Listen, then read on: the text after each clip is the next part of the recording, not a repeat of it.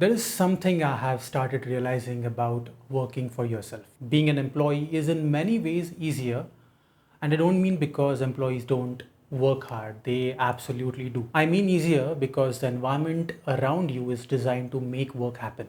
You have a manager, you have timeline, you have a salary arriving every month, and every now and then somebody tells you good job.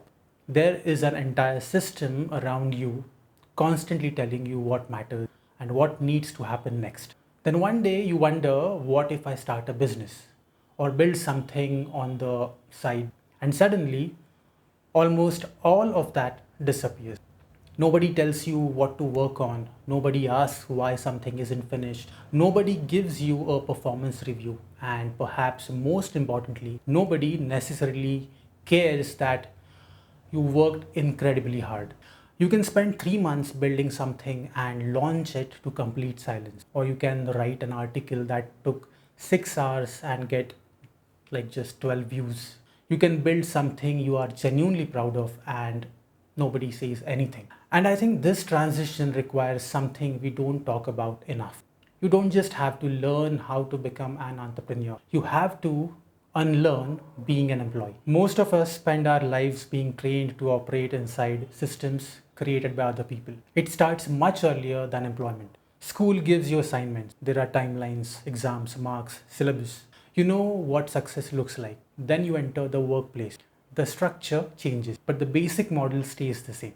Now there are tasks, managers, KPIs, promotion, and there is usually somebody above you answering one important question. What should I be working on? And that is incredibly valuable because deciding what to work on is actually one of the hardest parts of work. As an employee, you can spend hours solving problems without having to decide whether the problems are worth solving. Someone else has already made that decision.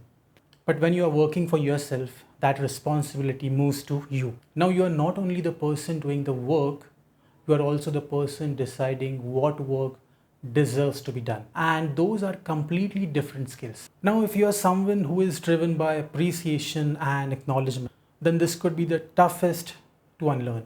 As an employee, the system tries to keep you fulfilled and at times longing for more of spotlight, rewards, promotions, and the list goes on. But when you work for yourself, especially in the beginning, that loop can completely break. It becomes work, silence. You build, silence.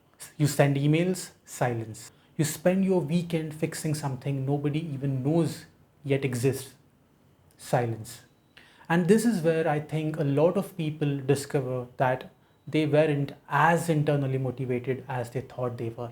I certainly think this is something worth confronting because when you are inside an organization, external motivation and internal motivation are mixed together. It is difficult to know which one is driving you. You have to learn to work without applause. Nobody is coming to check on you. Motivation is the problem for the privileged. Be grateful and stop complaining.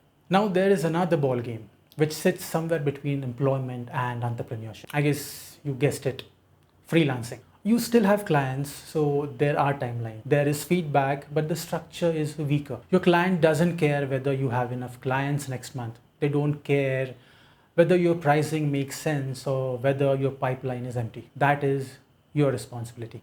This is why a freelancer can be incredibly disciplined when working on client projects and somehow completely procrastinate when it comes to finding the next client. Because client work feels like employment, someone is waiting, but business development feels like entrepreneurship. Nobody is waiting. And the second category is usually the one that determines whether your freelance business survives. So, what does unlearning being an employee actually look like? It doesn't mean rejecting everything about employment. In fact, there are a lot of employee habits which are extremely useful. Reliability, professionalism, collaboration, deep expertise, meeting commitments. The things you need to unlearn are the dependencies. The dependency on someone else defining your priorities, your timelines. The dependency on external validation, on permission. The dependency on somebody noticing your good work. Instead, you have to build those systems yourself. You decide what matters, this week. You create the timeline. You measure whether the work really produced a result. You decide when to stop and when to continue despite discouragement. And perhaps the hardest of all, you have to distinguish between two situations that are emotionally identical. This isn't working yet, and this is never going to work. Those are not the same thing, but when you are working alone, they can feel exactly the same. I don't think the solution is to become some kind of emotionless productivity machine. Humans need feedback. We need progress. We need acknowledgement. So rather than pretending those needs don't exist, you need to deliberately create better feedback loops. Instead of only creating outcomes, track inputs you can control. Did I speak to 5 potential users this week? Did I send the proposal? Did I learn something new from the experiment? Those things matter even when the final result hasn't arrived yet. Because if the only thing you celebrate is revenue or subscribers or customers, there might be months where your brain receives absolutely nothing. And that's a difficult way to sustain anything. At the same time, don't let activity become fake progress. Sending 50 emails that nobody responds to isn't automatically success. The question eventually becomes, what did I learn and what am I changing because of it? That's the feedback loop. Do the work, observe reality, adjust, repeat. As an employee, a good day might mean completing everything assigned to you. When you're working for yourself, the list is infinite. There is always another feature, another customer, another article. If you measure your day by whether everything is finished, you will lose every day. So you need your own definition. Maybe today the most important thing was talking to one customer, or maybe it was deciding not to build something. Entrepreneurship often rewards prioritization more than raw productivity. Doing 10 things is not necessarily better than identifying the one thing that matters. Ultimately, I think this is less about productivity and more about identity. For years, many of us learn to be good employees. We learn how to respond, how to execute, how to meet expectations, how to do good work once the problem has been defined. Working for yourself asks a different set of questions. What should exist? What problem should I solve? What is worth my time? What should I ignore? What if nobody likes this? What if I'm wrong? What if nobody tells me whether I'm wrong? And then, can I still make a decision? That's the shift. You stop waiting for work to arrive. You create work. You stop waiting for timelines.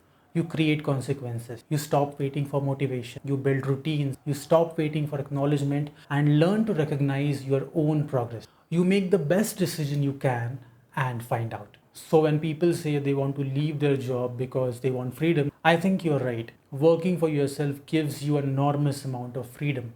But there is a part of that sentence we sometimes forget. When nobody tells you what to do, that's both a plus and a minus. And maybe one of the biggest challenges of becoming a freelancer, a creator, or a business owner isn't learning marketing or sales. Those things matter, but underneath all of them is another skill. Learning how to operate without being managed, to work without applause, to continue without reward, to create your own structure, to decide what deserves your attention, to hold yourself accountable without somebody watching, and to keep going when the only person who knows how much effort you are putting in is you. Maybe that's what becoming independently means. Not simply quitting your job, but slowly unlearning being an employee. What do you think is the hardest part of unlearning the employee mindset? Let me know in the comments. And if you would like to see more videos like this, do consider subscribing. See you in the next video.